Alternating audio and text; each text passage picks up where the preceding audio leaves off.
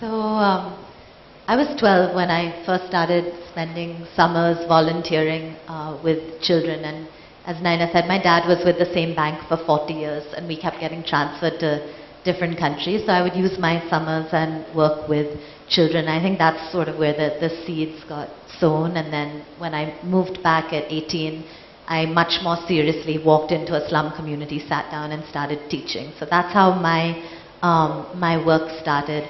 But I think the question around what has Dad been, I just want to share one thing that came to mind. We were recently posted to New York at that time, and Dad was with Citibank. And I remember a few days after he started working, he came home very excited. He sat my brother and me down, and he said, today the head of Citibank addressed us. And he said, kids, guess what he chose to talk to us about? He said he could have spoken about anything in the world. Right? He didn't talk about business. He didn't talk about the bank. He talked about integrity. And I didn't realize at the time, but today sitting here, I know that the reason my dad was so excited was because that was really the most important thing that defined him as a person. And he would tell us constantly, like, figure out what is right for you and then do what's right. You know, whatever is right for you, do what's right. And I remember childhood being a little bit difficult because my parents never told us, not never, but mainly didn't tell us yes or no. But Dad would always say, do what you think is right. And it was much harder to do the wrong thing when that freedom was given to us to actually do what we believed was really right. So I think integrity was the piece that has most stayed with me from my dad. So we're going to come to you guys for questions very soon. I'm just going to go through a quick round here with everyone on really looking at the 6 keys to success that I actually capture in the first chapter. And in that, and Rati just also touched on this, if you on the dais can comment on which of these you really embrace more than others, or all of them. So clearly passion. Passion is essential. Passion to succeed, passion to excel, passion in the cause that you work for. Then that ambition is not necessarily bad. Many of the contributors actually talk about how ambition became a driver for excellence. That ambition in itself, as long as it's not bad ambition where you want to trample on competition around you, but you use it as a compass to guide yourself to excel, is important. Humility is a hallmark of success. Many of the women, in fact, dare I say all of them, talk about the humility of recognizing what they did not have, building teams around them, giving credit where it was deserved. Integrity, you just heard that from Shaheen. And that there are no shortcuts to hard work. You heard from Shereen the hours that she continues to put in, and in fact I would say that that's a common trait across the book. And then, only those who dare to fail greatly can ever achieve greatly. The ability to fail, to recognize failure, not let it get you down, and then move ahead, learning from that failure, a common trait across all the essays. So these were some of the keys to success, the gleanings that I share with you in that opening chapter. But now over to all of you. So, Shereen? I think passion is extremely important, to just feel a strong sense of ownership for whatever it is that you do, for the choices that you make. I think perseverance is critical because in life, very often what you expect may not happen and may not follow the timeline that you have in mind. But as long as you continue to believe in what the eventual goal is, I think perseverance is the key to being able to ultimately get to that goal. I think what's also been significant as far as my own story is concerned is versatility. and I'll share an incident with you. I started my career in 2000, and in 2001 I moved to CNBC, and I started anchoring and producing my shows and so on and so forth. And I was doing most of the market programming, which means that I was on air during the market hours between 9 and 4 o'clock. And then the management decided to move the headquarters from Delhi to Bombay in 2006. And in 24 hours, I was told that, if you're not going to move, and I was very clear that I didn't want to move to Bombay. So they said, if you're not going to move, well, then the market programming goes. And at that point in, at my and stage in my career, I thought, well, this is the end of the world, what am I going to do? And I'm the primetime morning anchor, and I'm never going to be able to sort of get past this and so on and so forth. But that actually gave me the opportunity to look at things that I'm now much more deeply connected and interested in. So it gave me the opportunity to look at policy. It gave me the opportunity to look at politics. I started the first political show on CNBC TV 18, which was co-anchored by Karan Thapar and myself. We brought MJ Akbar on board, and we did another political program. We started a whole bunch of shows based on public policy, which again is something that I'm deeply interested in. And so the larger message really is, and when they say that God opens, when somebody shuts the door, God opens a window, I think you need to approach life in that fashion and not see something that's been taken away with you as the end of the world, but perhaps as an opportunity to start something afresh. And I think that's something that I've learned from my father as well, because I'm a worrier and my father is not, and that's what he's taught me is that it's going to be okay. You just need to keep at it, and things will work themselves out. Maybe not today, but tomorrow or eventually. So I think perseverance, passion, versatility, and just having the ability to connect the dots when the picture looks hazy is what I would think are integral to being able to achieve the kind of success that you need to.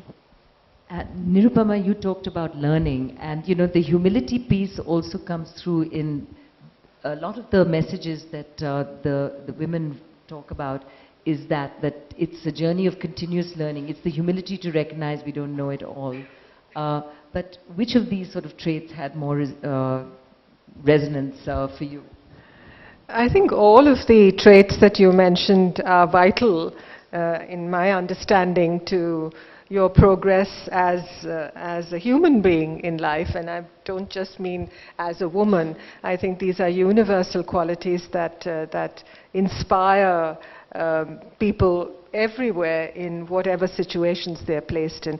But I would, like Shaheen just said, about the importance of perseverance, the importance of passion, the importance of focus and determination.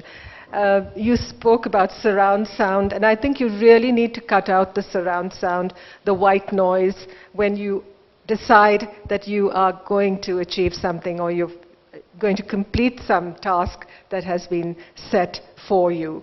The other aspect that I found as I grew as an individual in the profession that I was in, is that you should not be too risk averse. I know in the bureaucracy, being risk averse is sort of built into your DNA.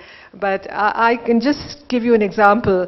And you spoke about the men out in the professional environment that have been instrumental in your progress. And I didn't mention them earlier, but I'd like to take two cases. One is Mr. Jaswant Singh, who had the confidence to make me the first woman spokesperson of the Ministry of External Affairs.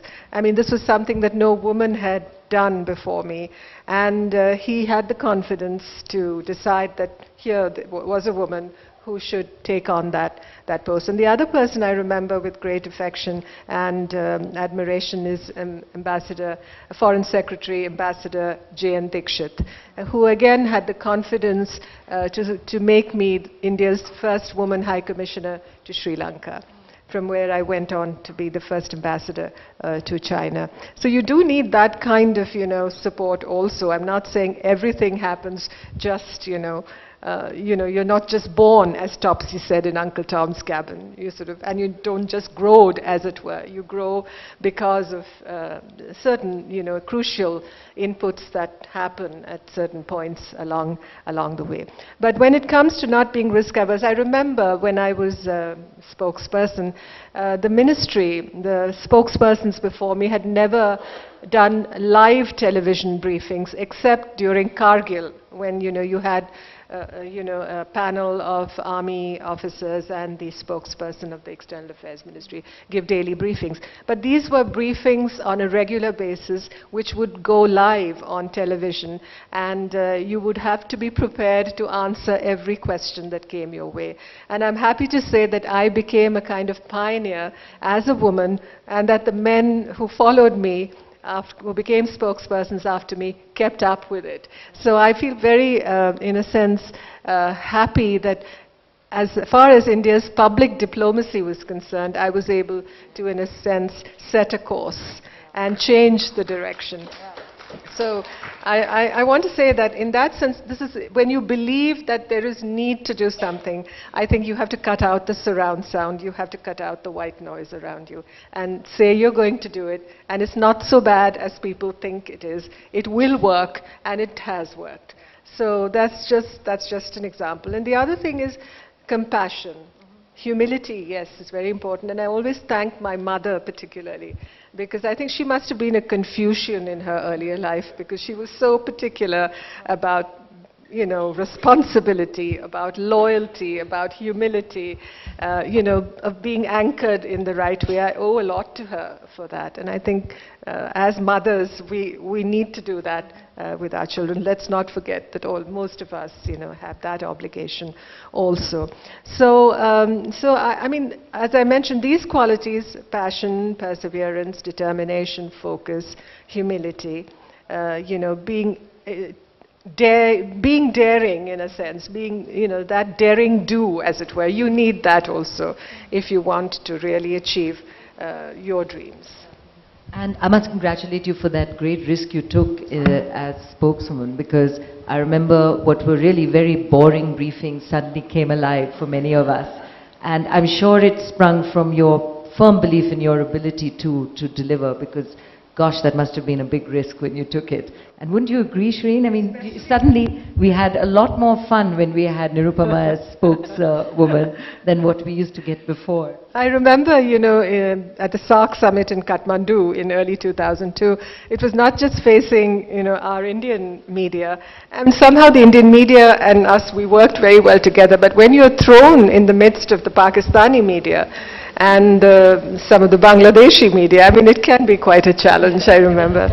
Well, I've no wonder you have this huge Twitter following. Yeah. So, Kiran? Yeah, so I think, all the success factors and qualities that you talked about are important, and certainly you've sort of attributed ambition to me as one of the important success factors. I think, when I look at the whole concept of ambition, it's really a kind of a mindset or a determination to succeed. I mean, that's what ambition is about. You just want to make sure that, if you've taken the decision, you want it to succeed, and you'll do everything that it takes to succeed.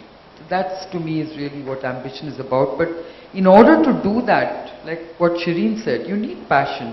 You need that, perseverance, endurance. I always say that, entrepreneurship is an endurance test. And I think you need that. And then I think you of course need, a sense of purpose, which is really about, in my case, it's about a humanitarian sense of purpose. I want to make a difference to global healthcare. But I think everybody who's on this path of doing something on your own, or you want to make a difference, I think you need to basically challenge yourself, and you have to have a sense of purpose. So to me, that's extremely important. And, I think integrity is such an important part of that sense of purpose. I think you have to be honest about your sense of purpose. And if you are honest about that sense of purpose, I think integrity is a very integral part of that. Thank you. Well said.